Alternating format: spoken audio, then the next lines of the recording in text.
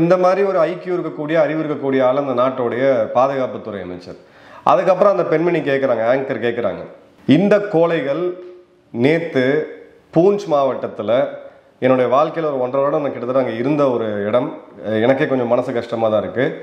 இங்கே இருக்கக்கூடிய சில அறிவாளிகள் நாங்கள் நாமும் அவங்களும் ஒன்று தான், புறாவை பறக்க விடுவோம், காக்காவை பறக்க விடுவோம், ஒரு தாய் பிள்ளைகள், அமைதின்னு சொல்லிட்டு ஒரு இன்டர்நேஷ்னல் தொலைக்காட்சியில் அவங்களுடைய பாதுகாப்புத்துறை அமைச்சர் கவாஜா நேற்று பேட்டி கொடுக்குறான்.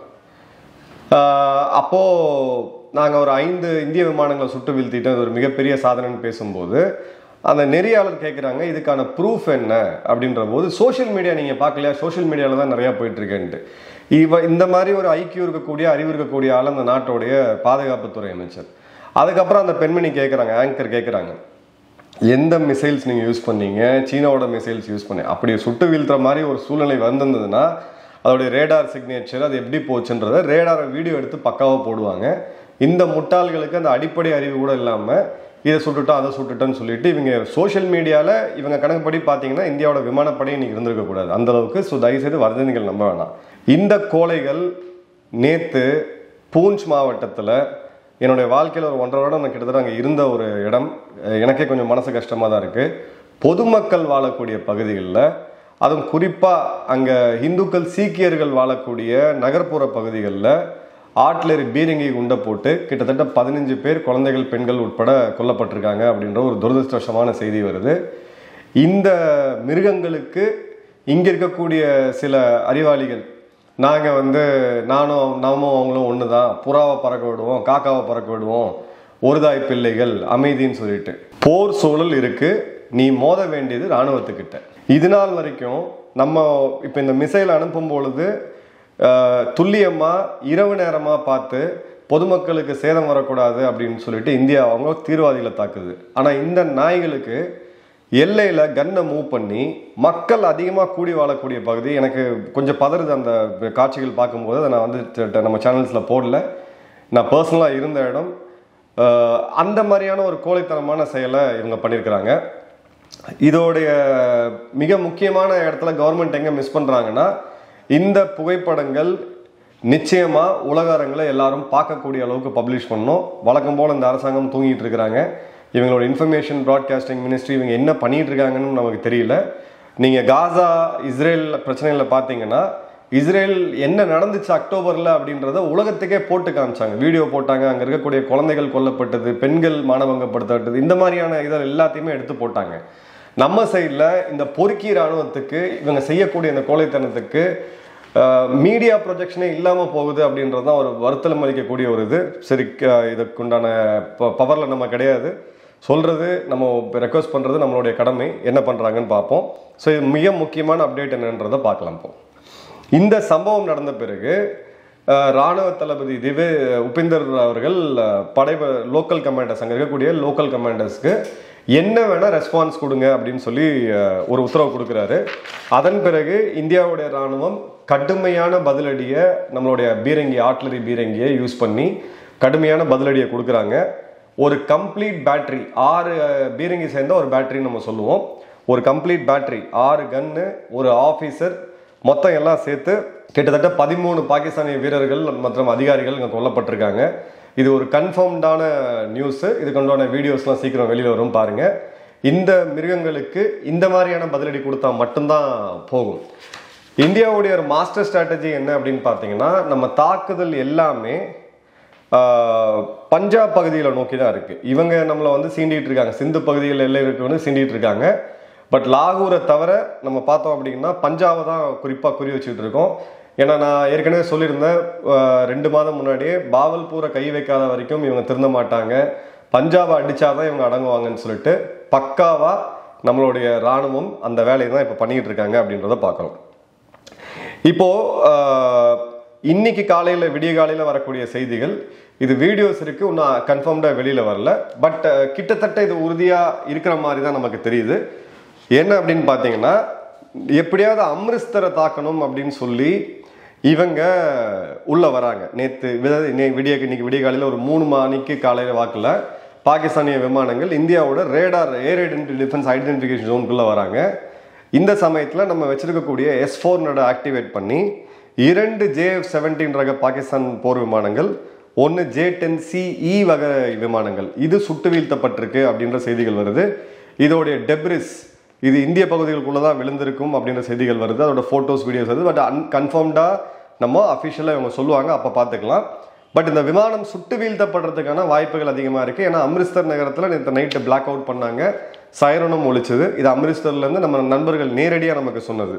ஸோ இந்த விஷுவல்ஸ் வர்றதையும் அவங்க சொன்ன டைமிங்கையும் இணையத்தில் வரக்கூடியதையும் பார்த்தா ஓரளவுக்கு கொராபரேட் பண்ணி பார்க்கும்போது நடந்திருக்கக்கூடிய வாய்ப்புகள் இருக்குது அப்படின்னு தெரியுது. ஸோ சீன விமானங்கள் அதோடைய தரம், அதோடைய உண்மையான போர்த்திறன் என்ன அப்படின்றத சோதிக்கிறதுக்கான ஒரு பொன்னான வாய்ப்பு இந்தியாவுக்கு கிடைச்சிருக்கு. அடுத்தது பார்த்தீங்கன்னா இவங்களுடைய மிசைல்ஸ், இவங்களுடைய முன்னாள் இராணுவ தளபதியோடைய பெண் அவங்க என்ன சொல்லியிருக்காங்க அப்படின்னா, அசீம் முனீரோடைய வீட்டோடைய அட்ரஸை நாங்கள் தரோம், அசீம் முனீரோட கேர்ள் ஃப்ரெண்டாக இருக்கக்கூடிய பஞ்சாப் சிஎம்மான மரியம் நவாஸோட அட்ரஸை நாங்கள் தரோம், இந்த 2 இடத்துல தான் அவன் எங்கேயாவது இடத்துல இருப்பான், அவனை குண்டு போட்டு தீத்துருங்க, பாகிஸ்தான் மக்களை விட்டுருங்க, நாங்கள் இதுக்கு மேலே சண்டை போகிறதுக்கான இது எங்களுக்கு கிடையாது, இவங்க இருக்கக்கூடிய இராணுவ அதிகாரிகள் நீங்கள் கொண்டுட்டிங்கன்னா இந்த நாடு நிம்மதியாக இருக்கும், எங்கள் நாட்டுக்கு விடுதலை வாங்கி கொடுத்த மாதிரி இருக்கும். இதை சொல்கிறது யாருன்னு பார்த்தீங்கன்னா ரஹீல்னு சொல்லி இதுக்கு முன்னாடி அவங்களுடைய இராணுவ தளபதி, ரொம்ப பவர்ஃபுல்லான ஒரு இராணுவ தளபதியாக இருந்தார், அவருடைய பெண். இதுதான் அவங்க உள்ளே இருக்கக்கூடிய சென்டிமெண்ட். வழக்கம் போல் அசீம் முனீர் இப்போ எங்கே அப்படின்றதும் தெரியல. அடுத்தது பார்த்தீங்க அப்படின்னா இவங்க வச்சிருக்கக்கூடிய மிசைல், அப்தாலி மிசைல் நாங்கள் 100 ஏவிடுவோம், இந்தியாவை தாக்கிடுவோம், தென்னிந்தியாவை தாக்குவோம், வட இந்தியா இப்போ இந்த இதுவும் வந்துகிட்டு இருக்கு, தென்னிந்தியாவை தாக்குவோம் இது அதுன்னு சொல்லிட்டு. ஒரு அடிப்படை அறிவு இருக்கவங்க யோசிச்சு பாருங்க, அகமது ஷா அப்தாலின்ற அந்த ராஜா ஆப்கானிஸ்தானை ஆண்டார். அந்த ஆப்கானிஸ்தானை அந்த ராஜா ஆளும் பொழுது பாகிஸ்தான் உருவாகவே இல்லை. எவனாவது அடுத்த வீட்டு அப்பம் பேரை தன்னோட குழந்தைக்கு வைப்பானான்னு பார்த்தீங்கன்னா இது பாகிஸ்தான் தான். இவங்களுடைய ஐடென்டிட்டி என்ன அப்படின்றதுக்காக இவங்க எவ்வளோ பெரிய ஐடென்டிட்டி கிரைசிஸில் வாழ்ந்துட்டு இருக்காங்கன்றதுக்காக இந்த ஒரு எக்ஸாம்பிள் நான் சொல்கிறேன் உங்களுக்கு. இப்போது நீங்கள் இப்போ நடந்த தாக்குதல், இந்த 9 இடங்களை இந்தியா குறி வச்சு தாக்குனது, இது அமெரிக்கா பண்ணியிருந்தாங்கன்னா இந்நேரம் உலகம் முழுக்க பப்ளிசைஸ் பண்ணி நெட்ஃப்ளிக்ஸில் இந்நேரம் சீரியல் எடுக்க ஆரம்பிச்சிருப்பாங்க, ஹாலிவுட்டில் திரைப்படங்கள் எடுக்க ஆரம்பிச்சிருப்பாங்க. நம்மளுடைய பிஆர் அப்படின்றது ரொம்ப வீக்காக இருக்குது. இந்த 9 இடங்களை தாக்குனதை நீங்கள் ரொம்ப லைட்டாக எடுத்துக்காதீங்க.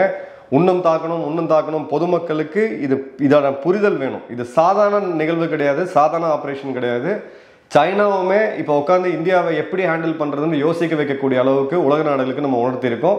இஸ்ரேல் செய்ததை விட ஒரு ஸ்டெப் லார்ஜ் லெவல் அதிகமான ஒரு ஆப்ரேஷன், அந்த அளவுக்கு துல்லியமாக பிளான் பண்ணி உள்ளே போய் ஒரு நாட்டோட உள்ளே போய் 9 இடங்களில் எதிரி நம்மளை அடிச்சிட்டான். 22ஆம் தேதி நம்மளுடைய மக்களை கொண்டு இருக்கான். எந்த அளவுக்கு அவன் அலர்ட்டாக இருப்பான் அப்படின்னு பாருங்க. அமெரிக்காவுடைய விமானங்கள் இருக்கு, சைனாவுடைய ரேடார் இருக்கு, சைனாவுடைய இத்தனையும் வச்சு கண் கொத்தி பாம்பா பார்த்துட்டு இருக்கோம். கண்ணில் மண்ணை தூவிட்டு நம்மளுடைய விமானப்படையை அடிச்சிருக்காங்க, நம்மளுடைய ராணுவம் இதை யூஸ் பண்ணியிருக்காங்க அப்படின்ற போது இதோடைய லெவல் என்ன அப்படின்றத யோசிங்க. இந்த மர்கஸ் சுபானல்லா, நான் ஏற்கனவே என்னோட ட்ரீம் டார்கெட்டுன்னு நான் ராணுவத்தில் இருக்கும்போது நினைச்சு என்னைக்கா ஒரு நாள் வாய்ப்பு கிடைச்சா அதை காலி பண்ணணும் அப்படின்ட்டு பக்காவா டெமாலிஷ் பண்ணியிருக்கிறாங்க. மசூத் அசாரோடைய குடும்ப உறுப்பினர்கள் ஒரு 14 பேர் கொல்லப்பட்டிருக்காங்க. அவங்களுடைய சடலங்களுக்கு சவப்பெட்டியில் வச்சு இவங்க பாகிஸ்தான் கொடியை போட்டுருக்காங்க. தீவிரவாதிகளுக்கும் தீவிரவாதி குடும்பத்துக்கும் தேசிய கொடியை போத்தக்கூடிய ஒரு கேடுகட்ட நாடு எதுன்னு பார்த்தீங்கன்னா பாகிஸ்தான் தான். அதுவும் இப்போ நம்ம பார்க்க முடியுது. அங்கே இருக்கக்கூடிய கொல்லப்பட்ட தீவிரவாதிகளுடைய இறுதி ஊர்வலத்தில் இராணுவ அதிகாரிகள் சீருடையில் போய் பேஜை போட்டுக்கிட்டு தொப்பியை போட்டுக்கிட்டு சல்யூட் அடிக்கக்கூடிய கேவலத்தை உலகத்திலே வேறு எந்த நாட்டிலையுமே பார்க்க முடியாது. இப்போ அடுத்தது பார்த்தீங்கன்னா இவங்க டார்கெட் பண்ணுறது பூஞ்ச், ரஜோரி, அக்னூர் போன்ற பகுதிகளில் ஆர்ட்லரி கன்னை இந்தியாவுடைய இராணுவ மையங்கள் மேலே தாக்காமல் திருப்பி விட்டு பொதுமக்கள் மேலே தாக்குறது. இதில் உள்ள இருக்கக்கூடிய சில புல்லுருவிகளும் எங்கே இந்துக்கள் சீக்கியர்கள் அடர்த்தியாக இருக்காங்க அப்படின்னு பார்த்து அந்த இடத்துல தாக்க வேண்டியது. கிட்டத்தட்ட 12 இஸ்லாமியர்களும் இறந்து போயிருக்காங்க. ஸோ நம்ம மக்கள் அப்படின்றது இன்னைக்கு காஷ்மீர் மக்களுக்கு அளவுக்கு அதிகமான வெறுப்பு பாகிஸ்தான் மேலே வந்திருக்கு. அதில் இருக்கக்கூடிய ஒரு 5-10% புல்லுருவிகள் இருக்க தான் செய்வாங்க. ஆனால் மெஜாரிட்டி ஆஃப் மக்கள், நம்மளுடைய காஷ்மீர் மக்கள் கண் கூட இன்னைக்கு பார்த்துட்டு இருக்காங்க. இது முதல் முறை அவங்க பார்க்கல. ஒரு முறை யுத்தம் வரும்போதும் பொதுமக்கள் மேலே குண்டு வீசி தாக்குறது அப்படின்ற ஒரு கேடுகட்ட கேவலமான ஒரு வேலையை இந்த இராணுவம் தான் பண்ணிக்கிட்டு இருக்கு. இதுக்கு மேலே உயிரிழப்பை தடுக்கணும். ஸ்டேட் அட்மினிஸ்ட்ரேஷன் கொஞ்சம் எஃபெக்டிவாக இருக்கணும். இவங்களெல்லாம் உடனடியாக மூவ் பண்ணி ஆகணும். இந்த இடத்துல கொஞ்சம் சுணக்கமாக இருந்திருக்கிறாங்கன்றதான் என்னுடைய ஒரு கமெண்ட், விமர்சனமாகவே நான் வைக்கிறேன். நிச்சயமாக அங்கே இருக்கக்கூடிய மக்களை இது பண்ணியிருக்கணும். ஒன்று குறிப்பிட்ட நகரப்பகுதிகளில் இவங்களை தாக்குறது, அதன் பிறகு பார்த்தீங்கன்னா எல்லையில் லைன் ஆஃப் சைட்டில் இருக்கக்கூடிய மலைப்பகுதிகளில் பார்த்தீங்கன்னா அதிகமாக நம்மளோட காஷ்மீரி முஸ்லீம்ஸ் இருப்பாங்க, அவங்கள குறி வச்சு தாக்குறது. இப்போ இந்த மாதிரியான செயல்களை செய்யறதுக்கு இந்திய ராணுவம் இன்னும் கடுமையான பதிலடி கொடுக்கணும் அப்படின்றதான் நம்மளோட எக்ஸ்பெக்டேஷனு. அதை கொடுத்து விட்டும் இருக்காங்க.